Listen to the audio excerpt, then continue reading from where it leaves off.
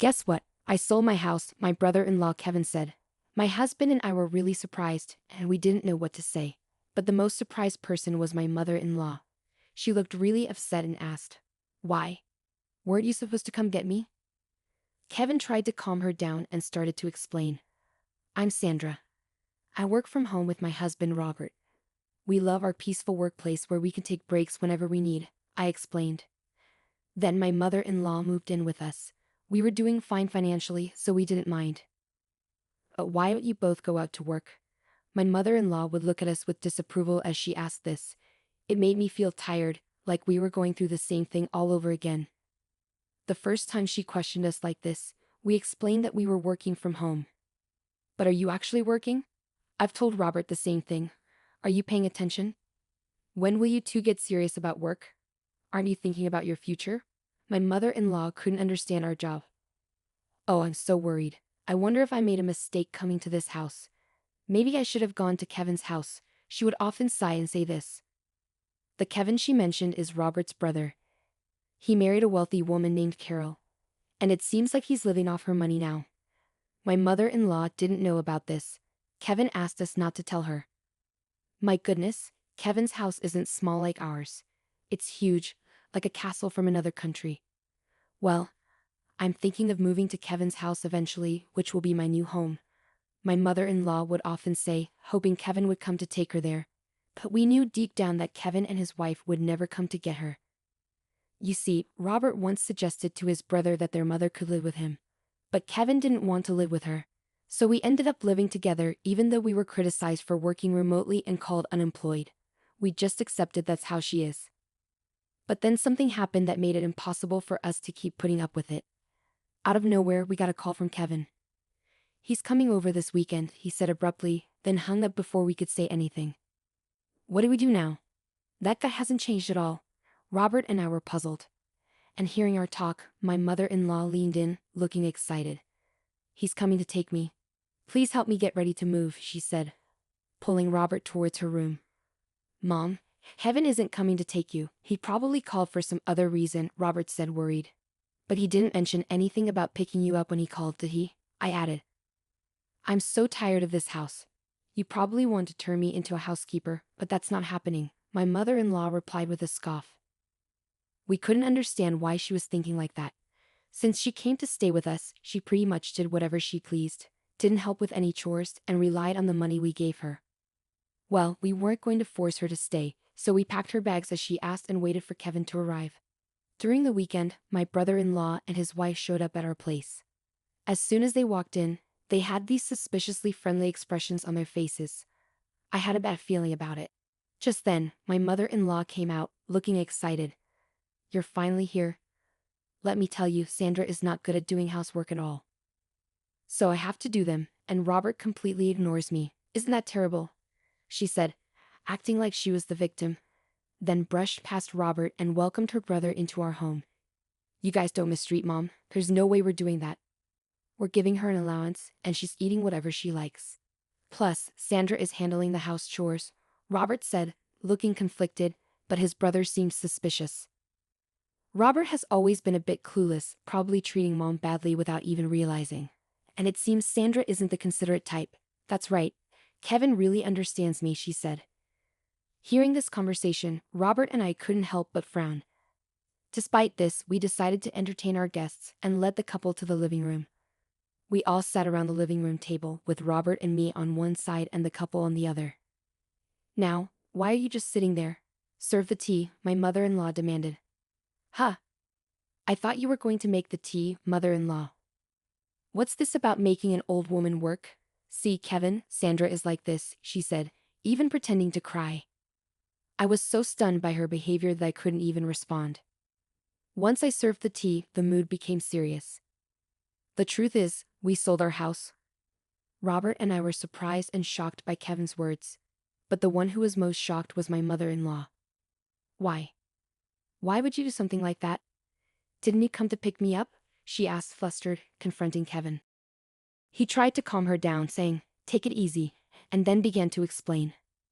"We've been in debt, and even though we could pay it off by selling the house, we're broke and have nowhere to live, so we came here to see if we could stay. What debt? I tried to start a business, but it didn't work out. These things happen, you know, Kevin said with a laugh. Robert and I sighed in frustration. We only need to stay until we find a new house. Please, we have no one else to turn to, the couple pleaded, bowing their heads together.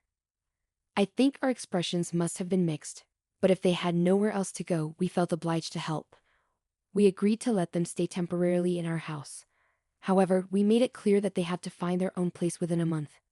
Okay, Kevin said, still laughing, and went to prepare for their move.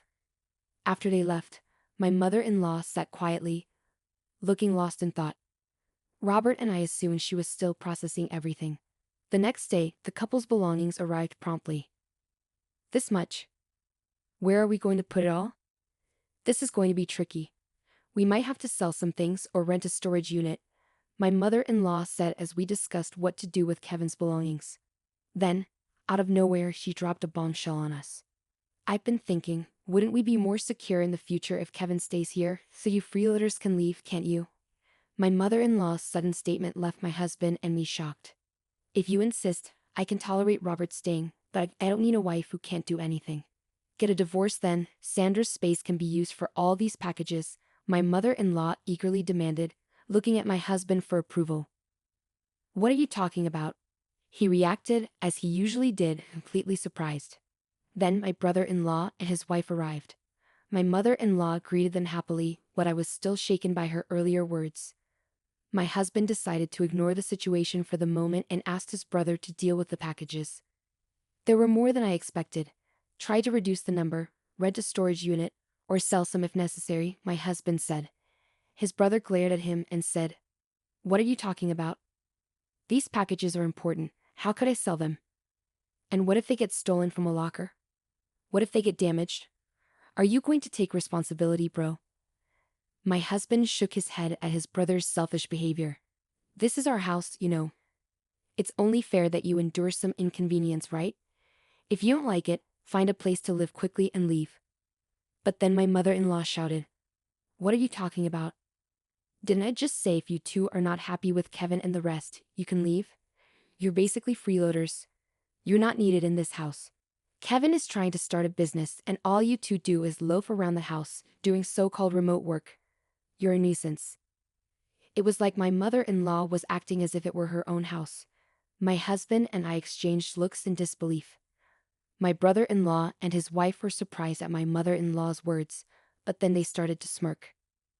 "That might not be a bad idea, Mom. It sounds good. It's a hassle to find a new place, so we could stay here. So why don't you sell this house to us, Carol?" My brother-in-law said, "I feel uneasy with you two around, so it would be better if you sold this place to us. And it seems like our mother-in-law agrees with us, so sell this place to us." My husband and I were stunned by their words. "What nonsense are you?"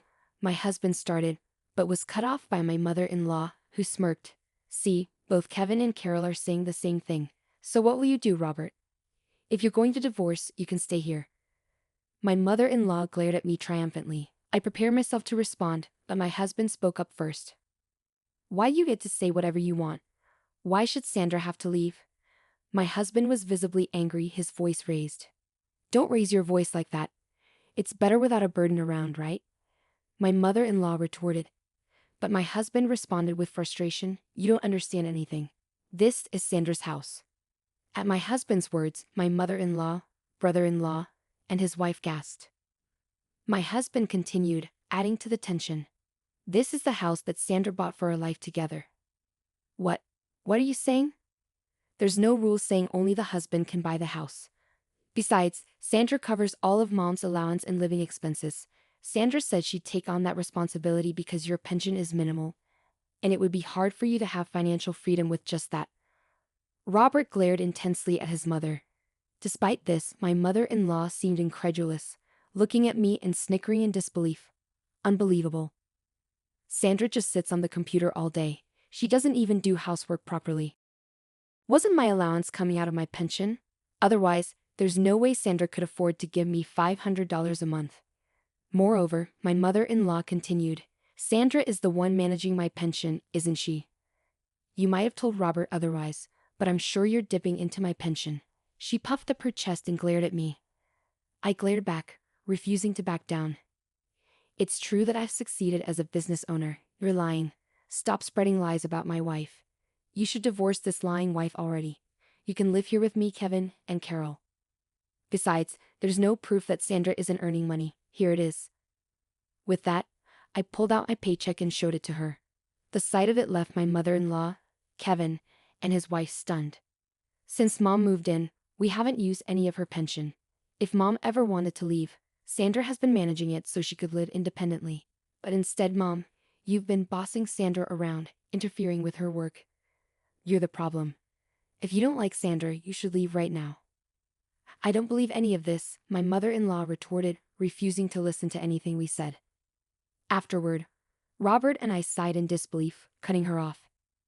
Well, if that's how you feel, we'll pack our things and move to a new house. You guys will be stuck with a mortgage. But if that's okay with you, don't come crying to us for help. If you insist, mother-in-law will leave even with a pension. Maintaining your lifestyle will be challenging, but I guess that can't be helped, can it? At our words, my mother-in-law turned beet red and yelled at us to leave. Wait, you can't be serious. We don't have to do that, do we? Kevin and his wife tried to intervene, but my mother-in-law gave us a fierce look and said, "Don't you dare talk back, Kevin. You're going to be a CEO, aren't you? I don't mind you using my pension, so just start a company and show us how successful you can become. I'll show you what happens when you defy us." Her words were filled with intensity. Hearing this, we decided it was best to no longer be involved with her or Kevin's family and left the house. Of course, the mortgage on the house remained, but we changed the ownership to Kevin's name.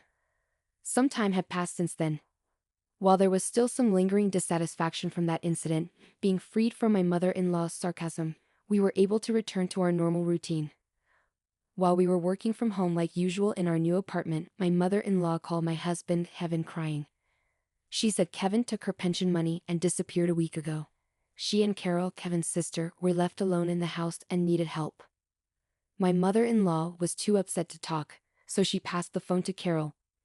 Carol explained that since Kevin's failed business and selling the family home, their parents had cut ties with them. They hadn't been able to reach their parents since then. My husband sighed and said, "I knew it. He told them not to involve us because we had warned them before leaving. He said they could report Kevin missing to the police, but that we wouldn't help them." After hanging up, I was shocked by my husband's reaction, but he believed they deserved what happened, and I ended up agreeing with him. They kept calling my husband's phone numerous times. Whenever he reluctantly answered, Carol would cry about not knowing how to report Kevin missing. We were surprised she didn't know what to do and advised her to call the police. However, despite their efforts, they couldn't locate Kevin. Just when we thought Kevin might remain missing, we heard the news that he had been arrested for robbing a bank in another state. Apparently, he did it to pay off his debts. This wasn't his first time committing such a crime, and it seemed he was likely facing a significant jail sentence. Carol is stuck living with my mother-in-law in their old house because she can't go back to her parents' home. She's unsure if she'll divorce Kevin, but that's not her priority right now. She's working with a temp agency, struggling with her first job, but somehow managing to get by each day. My mother-in-law is in a tough spot too. Kevin took all her pension, and now she's left to repay his debts. She started working part-time to make ends meet. While my husband and I feel bad for them, we decided not to help and cut off contact. They're experiencing the tough realities of life my mother-in-law often talked about. Despite the challenges since my mother-in-law moved in, my husband and I are relieved to have returned to our peaceful routine.